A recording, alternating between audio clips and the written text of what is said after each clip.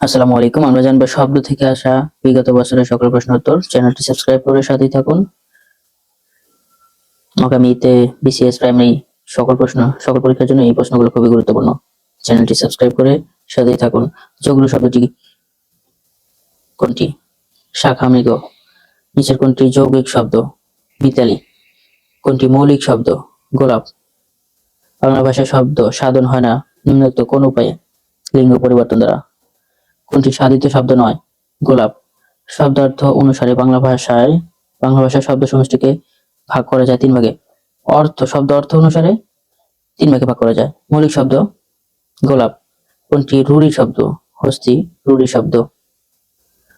অর্থের পার্থক্য বিচারে শব্দ কত প্রকার? শব্দ তিন প্রকার। কোনটি মৌলিক শব্দ? মা। মৌলিক শব্দ। পঙ্কজ শব্দটি কোন ধরনের শব্দ? পঙ্কজ। যৌগ্র শব্দ। শব্দের ক্ষুদ্রতম অংশকে বলা হয় বর্ণ। নিচের কোন শব্দটি যৌগিক শব্দের উদাহরণ? যৌগিক শব্দ হচ্ছে মিতালি। নিচের কোনটি যৌগিক শব্দ? যৌগিক শব্দ এখানে কোনটি নয়। নিচের কোনটি যৌগ্র শব্দের উদাহরণ? সুহৃদ একটি যৌগিক শব্দের উদাহরণ। যৌগিক শব্দ কোনটি? যৌগিক শব্দ হচ্ছে তৈল। সাধিত শব্দগুলো সাধারণত অর্থবাচক শব্দ। কোনটি মৌলিক শব্দ? চাঁদ মৌলিক শব্দ। কোনটি রূঢ়ি শব্দ? প্রবীণ রূঢ়ি শব্দ। সন্দেশ কোন শ্রেণীর শব্দ? সন্দেশ রূঢ়ি শব্দ। মৌলিক শব্দ কোনটি? গোলাপ। মৌলিক শব্দ নাগ। কোনটি যৌগ্র শব্দ নয়? ধানক্ষেত। মহাযাত্রা, পঙ্কজ, রাজপুত যৌগ্র শব্দ। যেসব শব্দের উৎপত্তিগত অর্থ ও ব্যবহারিক অর্থ অভিন্ন তাকে বলা হয় যৌগ্র শব্দ।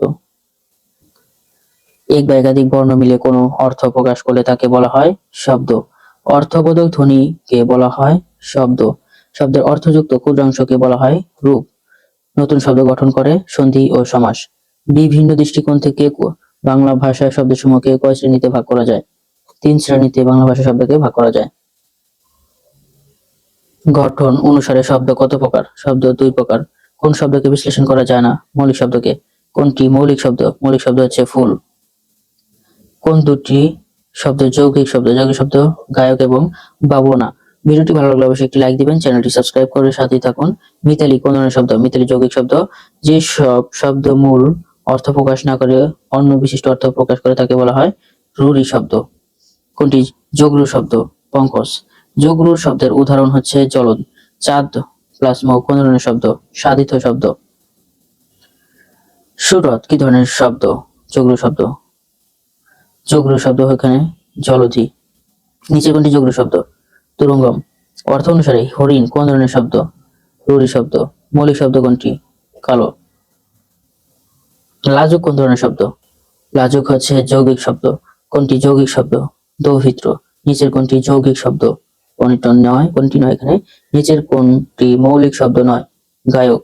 গায়ক মৌলিক শব্দ নয়, এটি যৌগিক শব্দ। গোলাপ হাত ফুলে গেল মৌলিক শব্দ। বলক যুক্ত শব্দের উদাহরণ হচ্ছে যদিও।